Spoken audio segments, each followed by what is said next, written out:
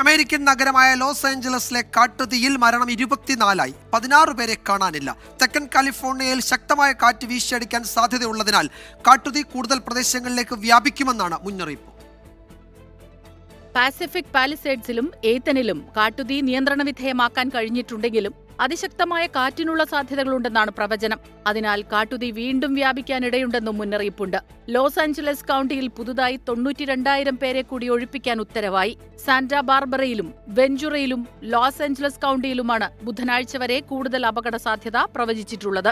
12,000-ലധികം കെട്ടിടങ്ങൾ കാട്ടുതീയിൽ കത്തി നശിച്ചെന്നാണ് റിപ്പോർട്ടുകൾ.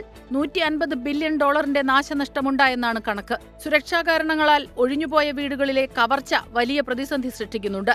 വൈദ്യുതി ബന്ധം വിച്ഛേദിക്കപ്പെട്ടതിനെ തുടർന്ന് ലോസ് ആഞ്ചലസിലെ 40,000-ഓളം വീടുകൾ ഇപ്പോഴും ഇരുട്ടിലാണ്.